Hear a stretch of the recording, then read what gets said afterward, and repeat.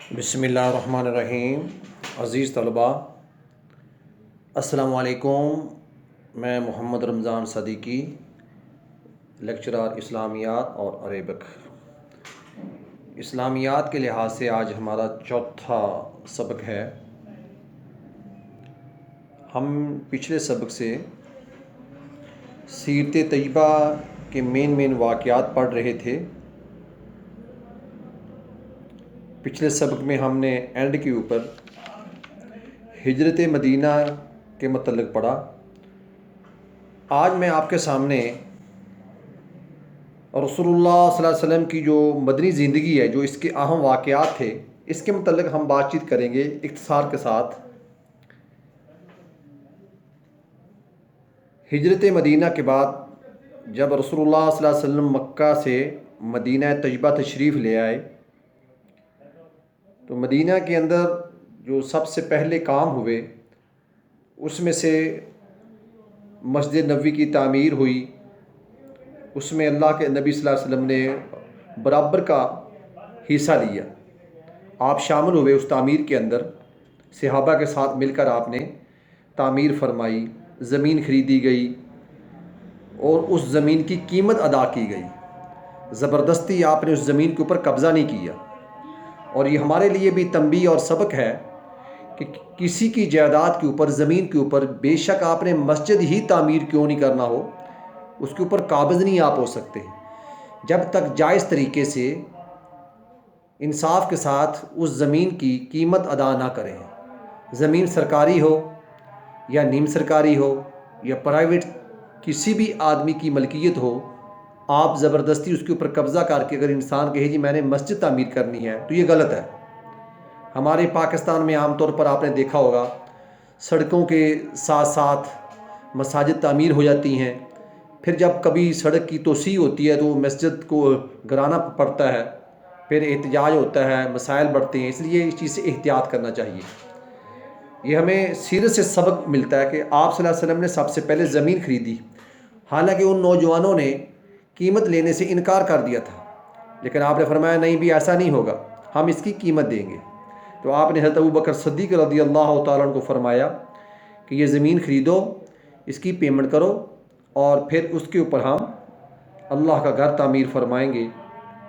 تو مسجد نبوی کی تعمیر ہوئی، صحابہ نے حصہ لیا، آپ نے بھی ساتھ حصہ لیا، اور پھر باضابطہ اذان کا آغاز ہوا۔ اس سے پہلے اذان نہیں ہوتی تھی، تو آپ صلی اللہ علیہ وسلم نے صحابہ سے نماز کے لیے مشاورت فرمائی، تو مختلف صحابہ نے مختلف رائے دی۔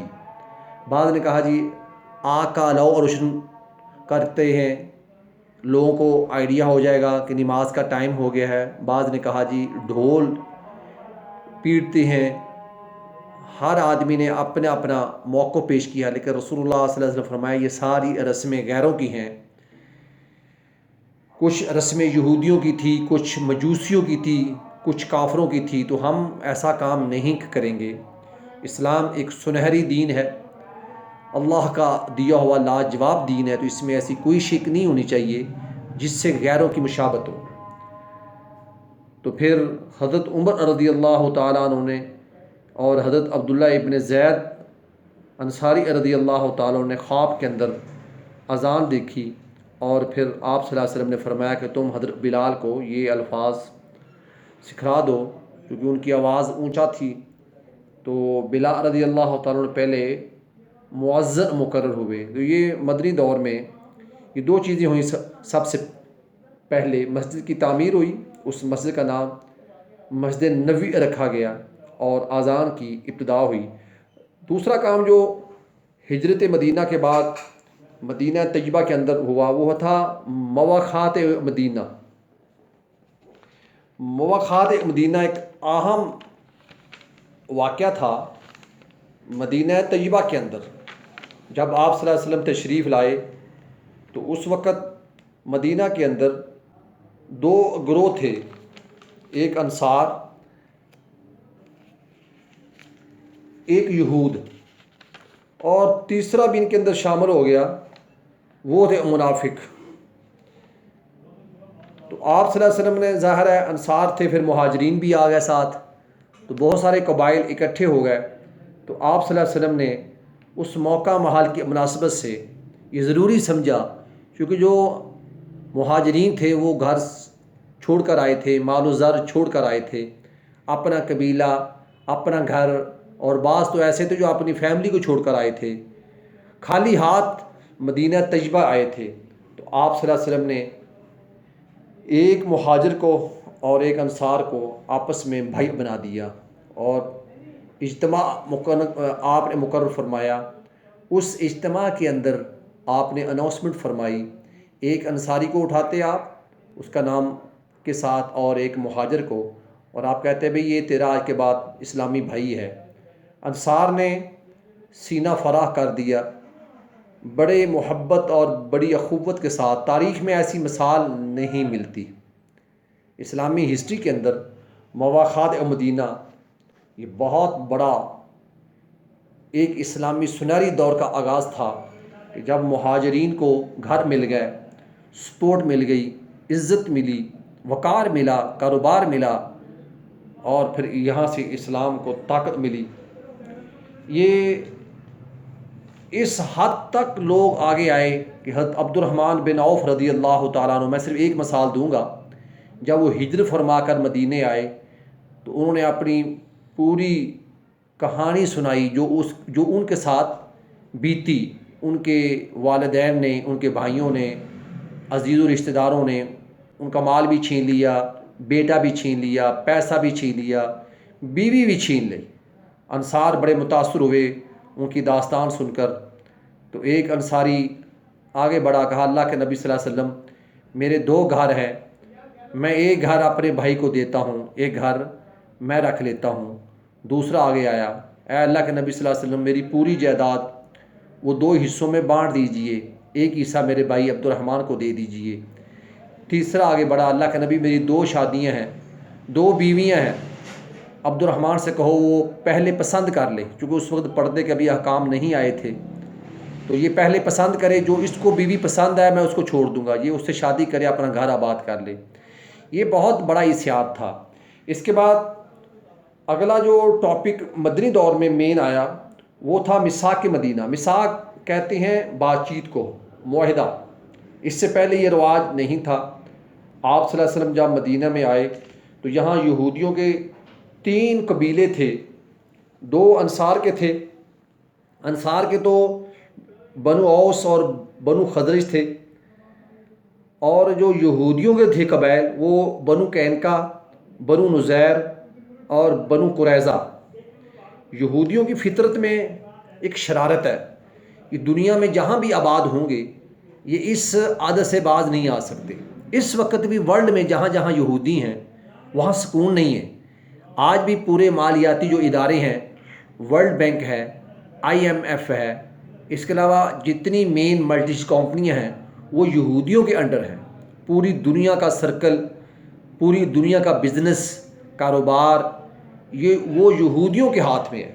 تو مدینہ کے اندر بھی یہودیوں نے شرارت اور شر پھیلانے کی کوشش کی، تو آپ صلی اللہ علیہ وسلم نے ضروری سمجھا کہ ان کی شیطانیوں سے بچنے کے لیے ان کے ساتھ بات چیت کر لے۔ تو تاریخ کے اندر اس معاہدے کا نام میثاق مدینہ رکھا گیا۔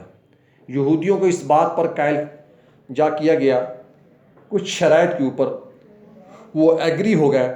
وہ شرائط یہ تھی کہ اگر مدینہ کے اوپر حملہ کوئی قوم کرتی ہے تو یہودی اور مسلمان مل کر اس کا جواب دیں گے، اور اس کے علاوہ بہت ساری شکیں اس میں رکھی گئیں۔ جو سب سے مین اس میں شک رکھی گئی وہ یہ تھی کہ جس قبیلے کے ساتھ مسلمانوں کی دشمنی ہے اس کے ساتھ یہودیوں کی بھی ہوگی۔ کسی ایسے آدمی کو پناہ نہیں دی جائے گی جو چور ہوگا، ڈاکو ہوگا، اور جو امن و امان خراب کرے گا۔ مسلمانوں کو تحفظ مل گیا، اور اس میں ایک شک یہ بھی رکھی گئی کہ کوئی جھگڑا ہوتا ہے اور کوئی پرابلم آتا ہے، کوئی فساد ہوتا ہے، اور کوئی بھی مقدمہ آتا ہے تو اس کا فیصلہ رسول اللہ صلی اللہ علیہ وسلم فرمائیں گے۔ اس چیز کے اوپر، اس شک کے اوپر یہودی بھی ایگری ہو گئے۔ مسلمان تو بہت خوش ہوئے اس چیز کے اوپر کہ انہوں نے آپ صلی اللہ علیہ وسلم کو بحیثیت سربراہ تسلیم فرما لیا کہ آپ حاکم ہیں۔ تو یہ ایک بہت بڑا معاہدہ تھا۔ آج بھی ورلڈ کے اندر جتنے معاہدے ہوتے ہیں اقوام متحدہ کے اندر سارک ممالک کے لحاظ سے، یا اس کے علاوہ جتنے بھی ایشیائی ممالک کے اندر یا یورپی ممالک کے اندر جتنے معاہدے ہوتے ہیں، وہ اس میثاق مدینہ کو ملحوظ خاطر رکھ کر ہی ہوتے ہیں، کیونکہ اس میں دو اقوام کے برابر کے حقوق شامل ہوئے۔ تو اسلام کی یہ بہت بڑی کامیابی تھی۔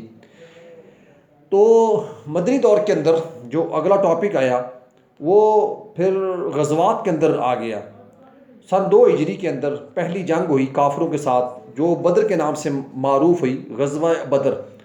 غزوہ اس نام کو کہتے ہیں اس جنگ کو جس میں رسول اللہ صلی اللہ علیہ وسلم بذات خود شامل ہوئے۔ اور ایک اس کے مقابلے لفظ آتا ہے سریہ، اس میں آپ صلی اللہ علیہ وسلم بذات خود شامل نہیں ہوئے، آپ نے کسی صحابی کو امیر جنگ بنا کر بھیجا ہو۔ آپ صلی اللہ علیہ وسلم کی زندگی میں جو پہلا مارکا آیا وہ بدر کا تھا۔ 17 رمضان المبارک سن 2 ہجری میں کافروں کے مقابلے میں مسلمانوں کی تعداد بہت کم تھی۔ بڑے چھوٹے بزرگ نوجوان نہتے، تھوڑا سا اسلحہ، کچھ نیزے، کچھ تلواریں، کچھ زریں، اور باقی کے ہاتھ میں صرف ڈنڈے تھے۔ ساری تعداد ملا کے مسلمانوں کی جو فورس تھی وہ 313 تھے، اور کافروں کی تعداد 1000 تھی۔ ابو جہل ان کا کمانڈر تھا۔ تو وہ بدر کے مقام پر یہ مارکا ہوا۔ اللہ رب العزت نے مسلمانوں کو طاقت دی، اسلام کی طاقت تھی، آپ صلی اللہ علیہ وسلم کی دعا تھی، اور آپ نے بڑی عاجزی کے ساتھ اللہ سے دعا کی۔ تو ظاہر ہے آپ کا ذاتی کوئی ایجنڈا نہیں تھا، اس لیے آپ اللہ کے دین کے لیے آئے تھے۔ تو کافروں کے ساتھ جنگ ہوئی تو مسلمانوں کو اللہ نے کامیابی اور کامرانی سے عزت سے نوازا۔ اس میں کافروں کا بہت بھاری نقصان ہوا، 70 کافر مارے گئے، بڑے بڑے کافر سارے مارے گئے، حتیٰ کہ ابو جہل وہ بھی مارا گیا۔ اس جنگ کے اندر کافروں کا بڑا نقصان ہوا، اور ابو جہل کو مارنے والے کوئی بڑے بڑے کمانڈر نہیں تھے، بلکہ ننھے مجاہد تھے، حضرت معاذ اور حضرت معود رضی اللہ تعالیٰ عنہما، 2 انصاری بھائی تھے۔ وہ ارلی ایج میں تھے، ایک کی عمر 12 سال کی تھی غالباً، اور ایک کی 13 یا بس اس کے لگ بھگ تھی۔ تو ان لوگوں نے ابو جہل کا خاتمہ کر دیا، کفر ٹوٹ گیا، مسلمانوں کی عزت میں اضافہ ہوا۔ یہ پہلی جنگ تھی۔ یہ اس 2 ہجری میں رمضان کا مہینہ فرض ہوا، اور 2 ہجری میں بدر کی جنگ ہوئی۔ اس کے بعد غزوہ احد کا مارکا آیا۔ یہ 3 شوال یعنی شوال سن 3 ہجری یعنی ہجرت کے تیسرے سال غزوہ احد کا مارکا آیا۔ بدر کی جنگ میں کافروں کو بڑی بری شکست آئی تھی۔ انہوں نے اس کا بدلہ لینے کے لیے پھر اگلے سال ہی یعنی 1 سال کے بعد انہوں نے پھر چیلنج کیا۔ تو مسلمانوں کی تعداد تقریباً 700 750 کے لگ بھگ تھی۔ کافر اس بار بھی بھاری تعداد میں آئے۔ تو احد کے مقام پر، یہ مدینہ کے ساتھ 3 کلومیٹر کی مسافت پر یہ علاقہ ہے، یہ ایریا ہے، احد پہاڑ کی جو پہاڑی ہے، یہ واقعہ ہے۔ اس کے دامن میں یہ جنگ لڑی گئی۔ تو مسلمانوں کو پہلے تو بڑی اچھی کامیابی حاصل ہوئی، لیکن مسلمانوں میں ایک تھوڑی سی کمی آ گئی، کیونکہ اللہ کے رسول صلی اللہ علیہ وسلم نے 300 صحابہ کا گروہ مقرر فرمایا تھا ایک پہاڑی کے اوپر۔ آپ نے فرمایا کہ جو کچھ بھی ہو جائے آپ نے یہ درہ چھوڑنا نہیں ہے، یہ رستہ چھوڑو گے نہیں آپ، ہمیں شکست ہو جائے، ہم شہید ہو جائیں، ہم بچ جائیں، یہ آپ نے سخت الفاظ فرمائے تھے۔ لیکن یہ قیامت تک آنے والے جو مسلمانوں کے لیے ایک تنبیہ ہے کہ جو اللہ کے رسول صلی اللہ علیہ وسلم نے حکم فرمایا ہو اس پر کبھی بھی کمزوری اور کبھی بھی کمی یا اس میں ڈھیل کا مظاہرہ نہیں کرنا چاہیے۔ آپ صلی اللہ علیہ وسلم نے فرمایا تھا کہ یہ درہ نہیں چھوڑنا، مسلمان چھوڑ بیٹھے۔ حضرت خالد بن ولید رضی اللہ تعالیٰ عنہ ابھی کافر تھے اس وقت، انہوں نے دیکھا درہ خالی ہے تو انہوں نے بیک سے آ کر حملہ آور ہوئے، یہ مسلمانوں کو بہت نقصان ہوا۔ حضرت حمزہ رضی اللہ تعالیٰ عنہ جن کو سید الشہداء کہتے ہیں، وہ بھی اس جنگ میں شہید ہو گئے۔ آپ صلی اللہ علیہ وسلم کے دانت مبارک شہید ہو گئے، کافی چوٹیں آپ کو بھی آئیں، کافی زخم آئے، 70 صحابہ آپ کے شہید ہو گئے، اور مسلمانوں کا بڑا نقصان ہوا ایک غلطی کی وجہ سے، ایک نبی کے حکم کی نافرمانی کی اور اللہ میں آزمائش میں ڈال دیا۔ تو یہ دوسرا مارکا تھا اسلام اور کفر کا۔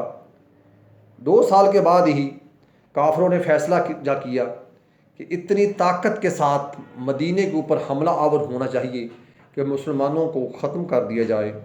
انہوں نے بڑے قبائل کے ساتھ بات چیت کی، احزاب کہتے ہیں، مختلف چونکہ اس میں مختلف چونکہ اس میں قبائل آئے تھے، یہ ایک بڑا مارکا تھا، تو اسے خندق بھی کہتے ہیں اور غزوہ احزاب بھی کہتے ہیں۔ مختلف قبیلے چونکہ اس میں شامل ہوئے اس لیے اس کو احزاب کہتے ہیں۔ تو مسلمانوں میں آپ صلی اللہ علیہ وسلم نے صحابہ سے مشاورت فرمائی کیا کرنا چاہیے بھائی؟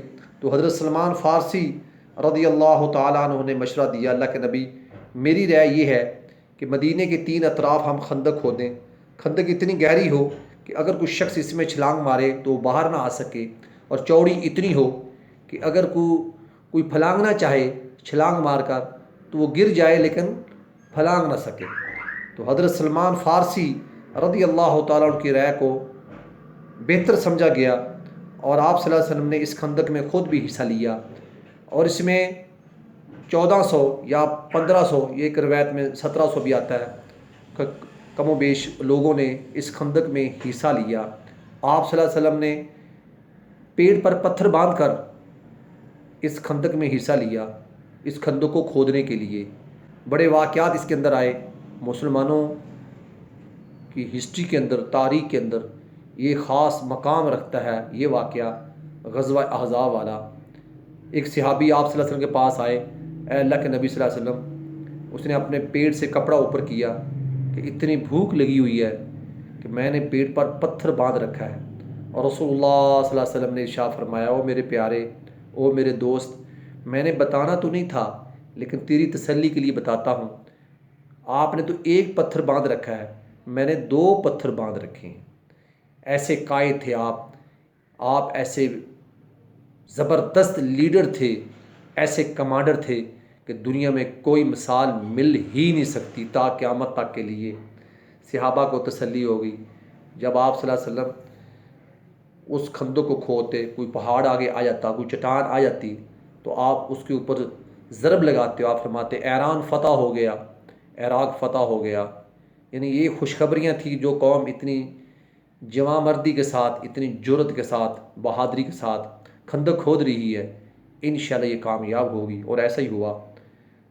تو کافروں کے بہت بڑے قبائل اکٹھے ہوئے، تو انہوں نے تقریباً 12,000 کے لگ بھگ ایک لشکر تیار کیا، اور مدینے پہنچ کر محاصرہ کر لیا۔ انہوں نے مدینے کو ارد گرد سے انہوں نے اپنے مورچے باندھ لیے۔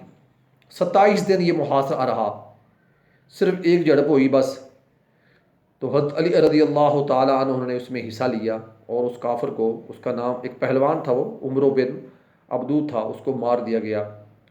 جب محاصرہ طویل ہوا تو کافروں کو بڑی تکلیف ہوئی اس چیز کی، اللہ کی طرف سے پھر مدد آ گئی، تیز آندھی آئی اور طوفان آیا، ان کے خیمے اکھڑ گئے، ان کی ہنڈیاں الٹ گئیں، بہت نقصان ہوا ان کا، بس یہی سوچ کر وہ پھر واپس ہو گئے۔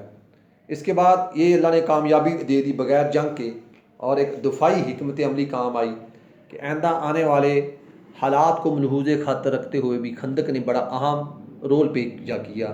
اور آج کل یا اس کے بعد کے حالات کو یہ ایک سبق مل گیا کہ کسی شہر کو بچانے کے لیے اس کے ارد گرد ایسی خندق کھود دی جائے تو دشمن کا بچاؤ ہو سکتا ہے، اس سے دشمن سے بچ کر شہر کو، اپنی عوام کو، اپنے علاقے کو بندہ محفوظ جا کر سکتا ہے۔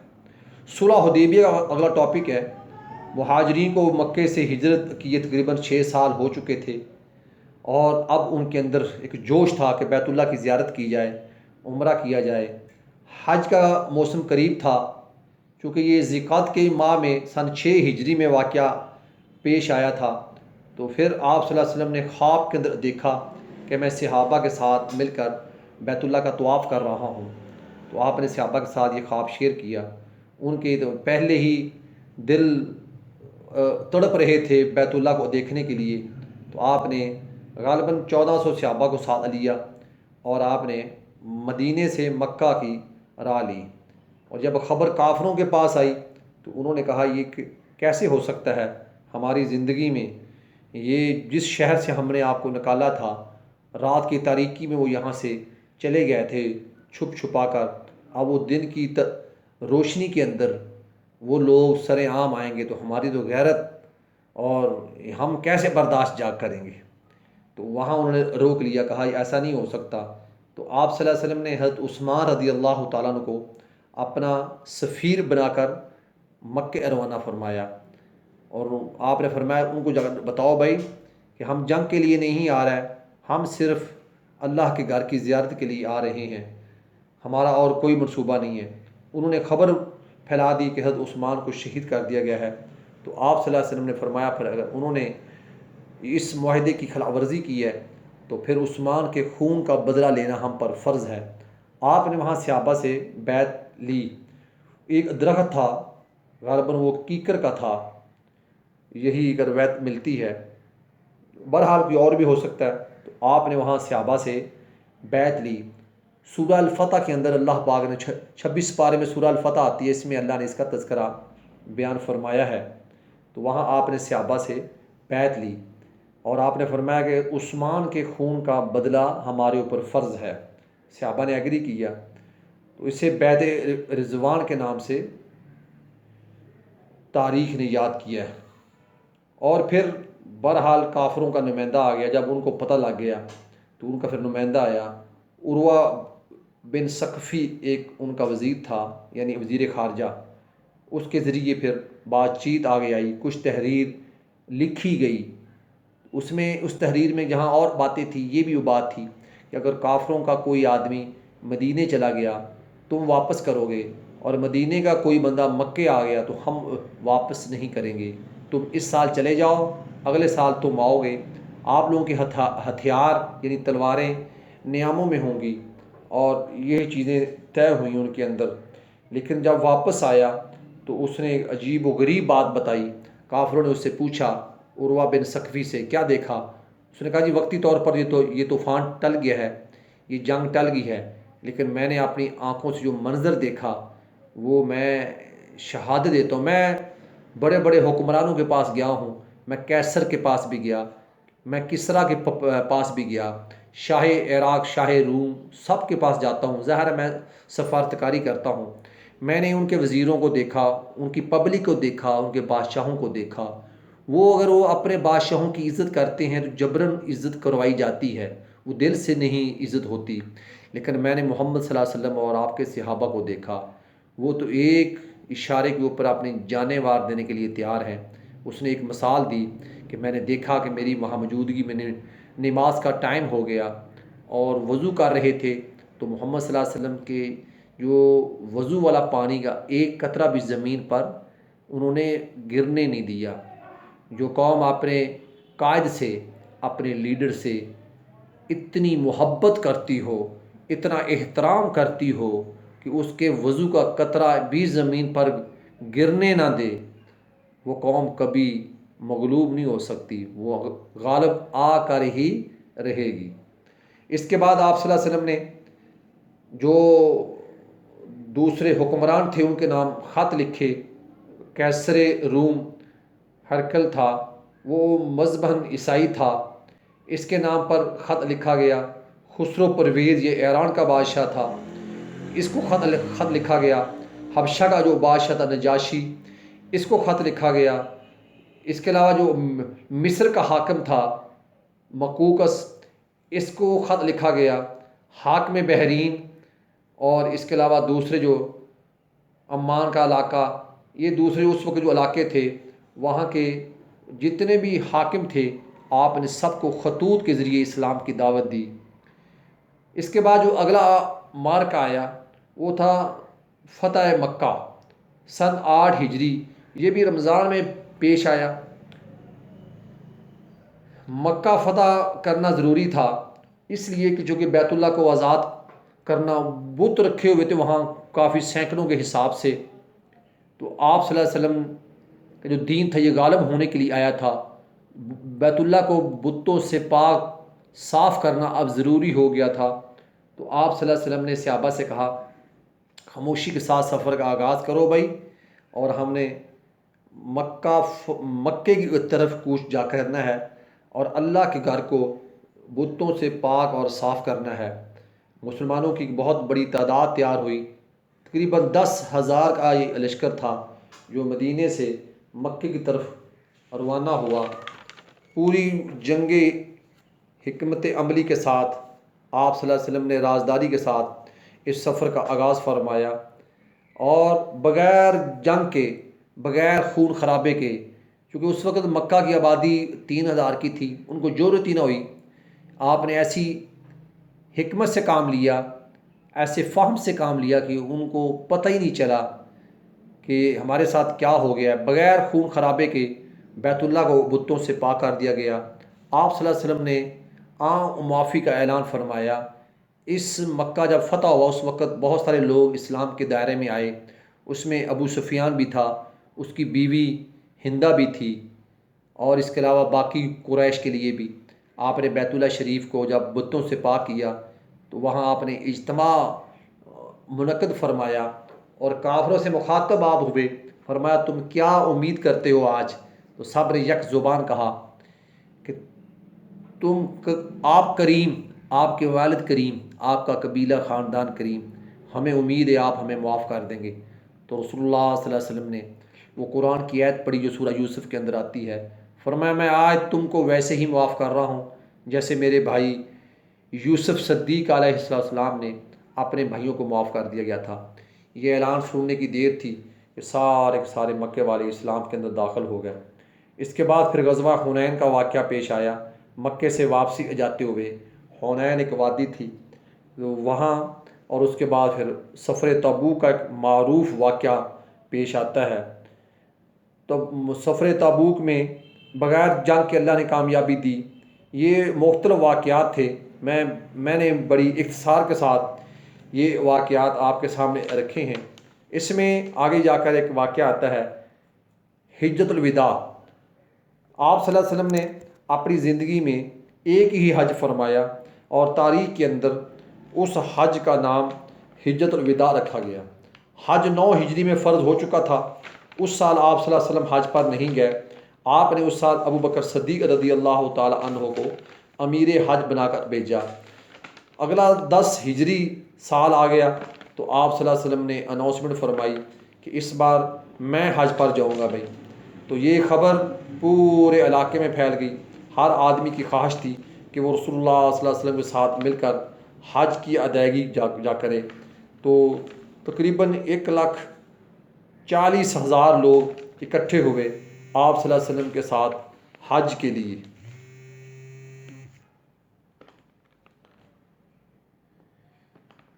آپ نے سفر کا آغاز فرمایا حج کے لیے، چونکہ یہ ایک اہم سفر تھا، اس لیے رسول اللہ صلی اللہ علیہ وسلم کے ساتھ ہر آدمی اشتیاق کے اندر تھا، شوق کے اندر تھا۔ تو آپ صلی اللہ علیہ وسلم کا جو خطبہ ہے یہ عالمگیر تھا، اور اس میں انسانیت کے لیے، پورے لوگوں کے لیے ایک ایسا سبق ہے جو تا قیامت تک کے لیے زندگی میں، ہسٹری میں کوئی ایسی مثال ملتی ہی نہیں ہے۔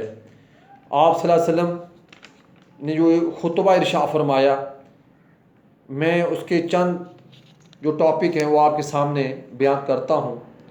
آپ نے اللہ کی حمد و ثنا بیان فرمائی، اللہ کی توحید بیان فرمائی، اور آپ نے لوگوں کو فرمایا لوگوں سنو بھائی، چونکہ بڑا اجتماع تھا عرفات کے میدان کے اندر، 1,40,000 لوگ تھے، تو آپ صلی اللہ علیہ وسلم ایک اونٹنی پر سوار تھے تاکہ لوگ آپ کو دیکھ سکیں، آپ کی آواز سن سکیں۔ جہاں اتنا بڑا اجتماع ہو وہاں لوگ آپس میں بات چیت بھی کرتے ہیں۔ لوگ بڑے عرصے کے بعد اکٹھے ہوئے تھے، بڑا خوبصورت منظر تھا، کوئی کہیں سے آیا تھا، کوئی کہیں سے آیا تھا، تو لوگ آپس میں بات چیت کر رہے تھے، شور تھا۔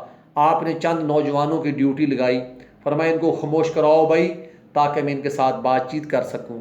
آپ خوش ہو رہے تھے، ہنس رہے تھے اور مسکرا رہے تھے۔ یہ آپ کی 10 سال کی محنت تھی۔ یہ باغ کی فصل پک کر تیار ہو چکی تھی، خوبصورت منظر تھا۔ تو بڑے بڑے صحابہ، نوجوان، وہ مختلف مقام پر کھڑے ہو گئے، مجمع کو خاموش کروایا۔ تو آپ نے فرمایا سنو بھائی، میری بات خاموشی کے ساتھ سنو، توجہ کے ساتھ سنو، شاید کہ اگلے سال میں تم کو اور تم مجھے نہ دیکھ سکو۔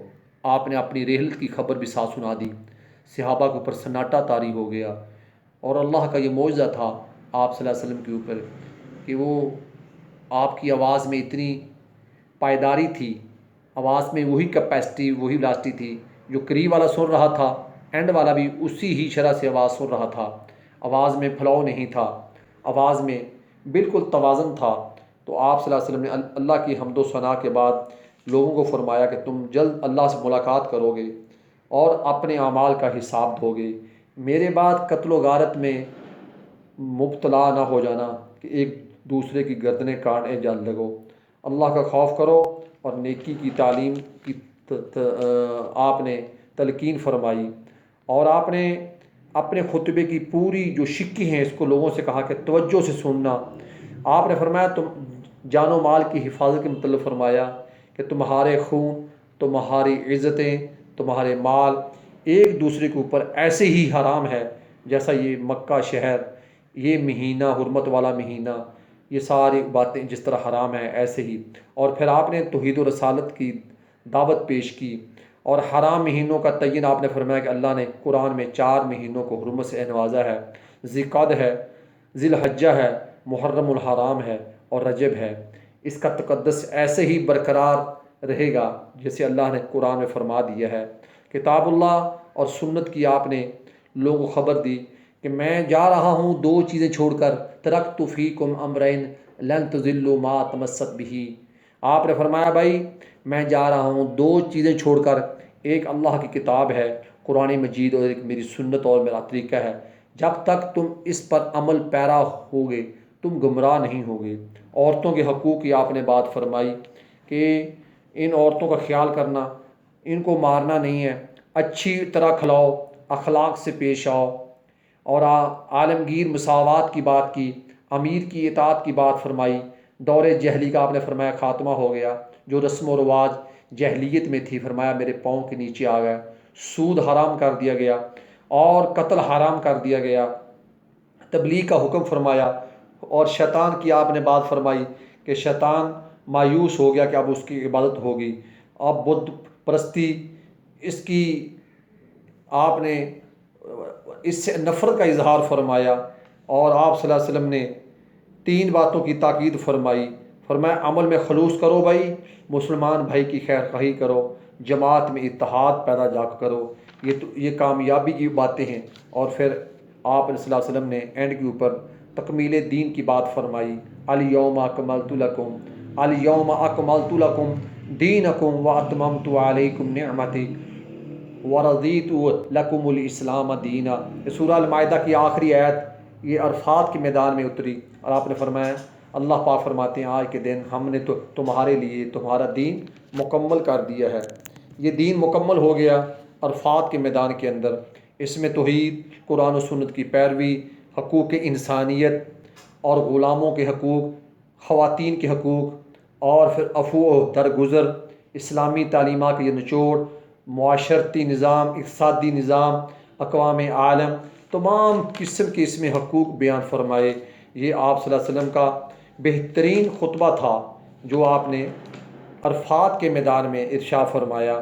اس کے بعد آپ صلی اللہ علیہ وسلم کی زندگی کے آخری سال آ گیا، آپ کی طبیعت خراب ہوئی سن 11 ہجری کے اندر، اور آپ صلی اللہ علیہ وسلم کے سر مبارک میں پین شروع ہوا، شدید بخار ہو گیا، تپ مہرقہ جیسے ہم ٹائیفائڈ کے نام سے آج کے دور میں یاد جا کرتے ہیں۔ آپ صلی اللہ علیہ وسلم کو اس تکلیف کے ساتھ سامنا ہوا تو شدت بڑھ گئی، تو آپ صلی اللہ علیہ وسلم پھر اس حد تک تکلیف ہو گئی کہ آپ امامت کے لیے بھی مسجد میں حاضر نہ ہو سکے۔ آپ صلی اللہ علیہ وسلم نے ابو بکر صدیق رضی اللہ تعالیٰ عنہ کا نام لیا کہ ان سے کہو بھائی کہ وہ امامت کروائیں۔ تو ابو بکر صدیق رضی اللہ تعالیٰ عنہ نے آپ کی زندگی کے آخری ایام میں امامت فرمائی، ان کو یہ شرف حاصل ہوا۔ تو آپ صلی اللہ علیہ وسلم نے صحابہ کو بہت ساری وصیتیں فرمائیں۔ اینڈ کے اوپر آپ نے ایک دن خطبہ ارشاد فرمایا، اس میں آپ نے یہ بات فرمائی کہ اگر کسی آدمی نے زندگی کے اندر مجھ سے کوئی بھول ہوگی ہو، کوئی کمی ہوگی ہو، ظاہر ہے میں نے امامت بھی کی، میں نے سپہ سالاری بھی کی، میں نے جنگوں کے اندر میں نے سارے معاملات خود ڈیل کیے، میرے عمل کے ساتھ میری زبان سے یا میری کسی بھی بات سے اس کو تکلیف ہوئی ہو، تو آج میں اپنے آپ کو احتساب کے لیے پیش کرتا ہوں۔ صحابہ کی گردنیں جھک گئیں، آسمان بھی پریشان ہو گیا، فرشتے بھی پریشان ہو گئے، اور رسول اللہ صلی اللہ علیہ وسلم نے جب اپنے آپ کو احتساب کے لیے پیش کیا، کتنے عظیم آپ اللہ کے پیغمبر تھے، اللہ نے ساری خوبیاں کوٹ کوٹ کر آپ میں بھر دی تھیں صلی اللہ علیہ وسلم۔ آپ صلی اللہ علیہ وسلم کی صحت مبارک زیادہ خراب ہوئی تو حضرت ابو بکر صدیق رضی اللہ تعالیٰ عنہ مسجد میں فجر کی نماز پڑھا رہے تھے۔ آپ صلی اللہ علیہ وسلم نے دروازے کا پردہ اٹھا کر دیکھا، نمازی چاہتے کہ چہرہ انور کی زیارت کرتے رہیں، حضرت ابو بکر صدیق نے جگہ چھوڑنی چاہیے کہ شاید آپ صلی اللہ علیہ وسلم کی صحت اچھی ہو گئی ہے، آپ نماز پڑھائیں گے، لیکن آپ صلی اللہ علیہ وسلم نے اشارہ فرمایا کہ تم اپنی نماز مکمل کرو۔ یہ آخری دن تھا جب آپ صلی اللہ علیہ وسلم کا چہرہ مبارک صحابہ نے ڈائریکٹ دیکھا، تکلیف بڑھ گئی، غشی کے اٹیک ہوئے آپ صلی اللہ علیہ وسلم کے اوپر، ظاہر بخار بہت تھا، ایک پانی کا پیالہ وہ آپ کے پاس پڑا ہوا تھا، آپ صلی اللہ علیہ وسلم اس میں اپنا ہاتھ ڈبوتے، اپنے چہرے پر ڈال دیتے، یہ تکلیف بہت زیادہ تھی۔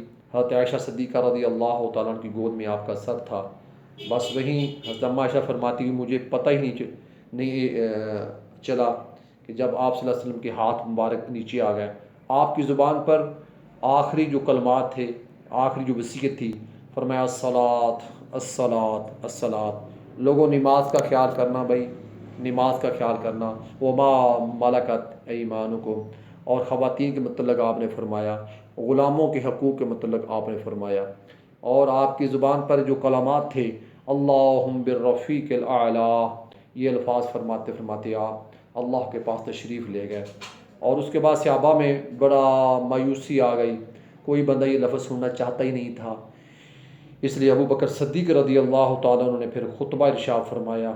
حضرت عمر رضی اللہ تعالیٰ بے ہوش ہو گئے، اپنے ہوش و حواس کھو بیٹھے، تو انہوں نے کہا جو آدمی یہ بات کرے گا میں اس کی گردن کاٹ دوں گا، اللہ کے نبی صلی اللہ علیہ وسلم اس کائنات سے تشریف نہیں لے جا سکتے۔ تو وہ پھر ابو بکر صدیق رضی اللہ عنہ نے خطبہ پڑھا، اور پھر سورہ ال عمران کی وہ آیت پڑھی، وہ یعنی وما محمد الا رسول قد خلت من قبلہ الرسل۔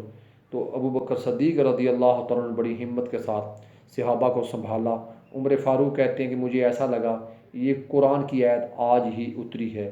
اس کے بعد آپ صلی اللہ علیہ وسلم کی آپ کے حجرہ مبارک کے اندر ہی قبر کھودی گئی جہاں آپ کی رہائش تھی۔ تو پہلے اس سے اختلاف ہوا، بعض لوگوں نے کہا کہ آپ کو بیت المقدس، یا پھر بعض نے کہا نہیں جی بیت اللہ شریف میں لے جایا جائے، لیکن پھر ابو بکر صدیق رضی اللہ تعالیٰ نے آپ صلی اللہ علیہ وسلم کا ارشاد سنایا کہ لوگوں سنو بھائی، آقا علیہ السلام کا ارشاد مبارکہ ہے کہ جہاں نبی اینڈ تک رہتا ہے پھر اس کا آخری مسکن بھی وہی ہوتا ہے، پھر آپ کا جو حجرہ تھا وہی آپ کی آخری آرام گاہ جائے قرار پائی گئی۔ اللہ کروڑوں رحمتیں، درود پاک آپ کے لیے، ان گنت سلام آپ پر، اللہم صلی علی محمد وعلی آل محمد۔ یہ امت کے اوپر فرض ہے، جو آپ نے امت کے لیے دعائیں مانگی، امت کو راہ راست پر، ہم آپ کی وجہ سے ایک جہنم کا راستہ جو ہم جا رہے تھے وہاں سے اللہ رب العزت نے آپ کی وجہ سے، آپ کی تبلیغ کی وجہ سے، آپ نے جو محنتیں کی، آج ہم بھی الحمدللہ مسلمان ہیں۔ تو ہمارے اوپر یہ فرض ہے کہ اپنے نبی کو یاد رکھیں۔ نبی کو یاد رکھنے کا مطلب یہ ہے کہ آپ کے دین کی تابع داری کی جائے، آپ سے صحیح محبت کی جائے، ایسی عقیدت، ایسی محبت کی جائے جو اللہ کا حکم ہے، جیسا اللہ چاہتا ہے کہ آپ صلی اللہ علیہ وسلم کے ساتھ کسی اور کو، جیسے اللہ کے ساتھ شریک ٹھہرانا حرام ہے، ایسے آپ صلی اللہ علیہ وسلم کے ساتھ بھی کسی کو شریک ٹھہرانا حرام ہے۔ یہ بھائیوں آج ہمارا لیکچر تھا، سیرت کے متعلق، تو سیرت کا ٹاپک ہمارا کمپلیٹ ہو گیا۔ اپنا خیال کیجیے گا۔ السلام علیکم ورحمۃ اللہ وبرکاتہ۔ بسم اللہ الرحمن الرحیم۔ عزیز طلباء، السلام علیکم۔ میں محمد رمضان صدیقی، لیکچرر اسلامیات اور عربک۔ اسلامیات کے لحاظ سے آج ہمارا چوتھا سبق ہے۔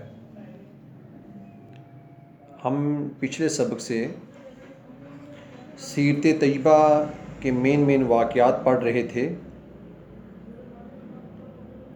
پچھلے سبق میں ہم نے اینڈ کے اوپر ہجرت مدینہ کے متعلق پڑھا۔ آج میں آپ کے سامنے رسول اللہ صلی اللہ علیہ وسلم کی جو مدنی زندگی ہے، جو اس کے اہم واقعات تھے، اس کے متعلق ہم بات چیت کریں گے۔ اختصار